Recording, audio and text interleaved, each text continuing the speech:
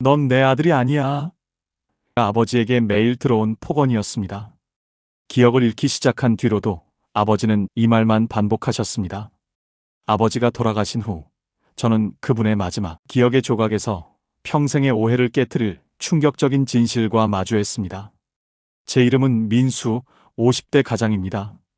아버지는 평생 저에게 사랑한다는 말 대신 넌 뭘 해도 안 된다. 넌 실패작이다라는 냉정한 말만 퍼부으셨죠.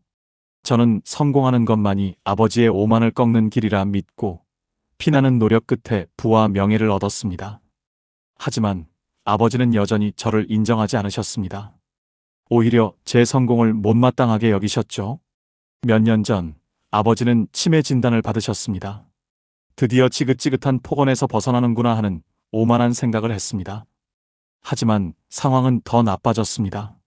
아버지는 저를 민수가 아닌 다른 사람으로 착각하셨습니다. 매일같이 민수에게 연락해야 해. 그 아이에게 알려줘야 한다. 고 하셨고, 저를 볼 때마다 넌 민수가 아니야. 라고 소리치셨습니다. 저는 아버지의 말에 상처를 받으면서도 이럴 거면 차라리 나를 아들로 인정하지 말라는 독한 마음을 품었습니다. 그렇게 저는 아버지를 홀로 간병인에게 맡기고 일에 몰두하는 불효자의 길을 택했습니다. 얼마 전 아버지가 세상을 떠나셨습니다. 장례식을 마친 뒤 저는 큰 기대 없이 유품 정리를 했습니다. 아버지는 가진 것이 거의 없으셨으니까요. 그런데 예상치 못한 문서와 일기장을 발견했습니다. 40년도 더 된 적립식 작은 보험이었습니다. 월 몇만 원 정도를 넣는 당시엔 흔했던 아주 소액의 보험이었죠.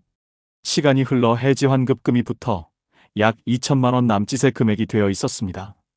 그 작은 보험의 수령인은 저였습니다. 생활이 빠듯했던 아버지가 매달 꼬박꼬박 넣어왔다는 사실에 저는 큰 충격을 받았습니다. 그리고 낡은 일기장에는 40년 전 제가 어릴 적 쓴 짧은 글이 붙어 있었습니다. 아빠, 나중에 커서 꼭 아빠 집 사줄게요.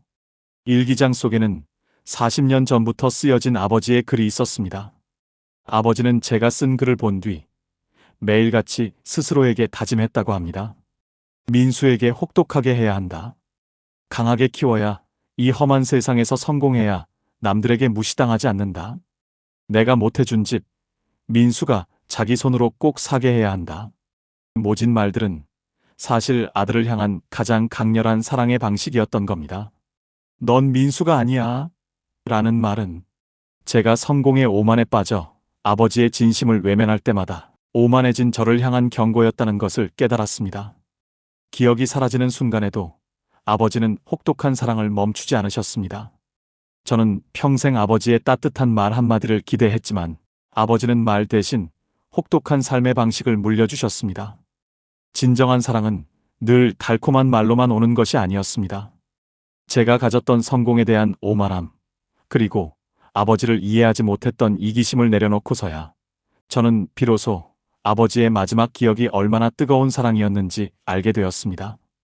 어쩌면 아버지의 치매는 인생의 가장 중요한 가치를 가르쳐주기 위한 최후의 수업이었는지도 모릅니다. 우리 아버지 세대의 사랑은 표현이 서툴고 투박합니다. 당신은 지금 당신의 부모님을 얼마나 이해하고 계신가요? 이 이야기에 공감하신다면 좋아요와 구독으로 따뜻한 이야기 계속 함께해요. 소중한 감동을 전하는 라운하우스였습니다. 감사합니다.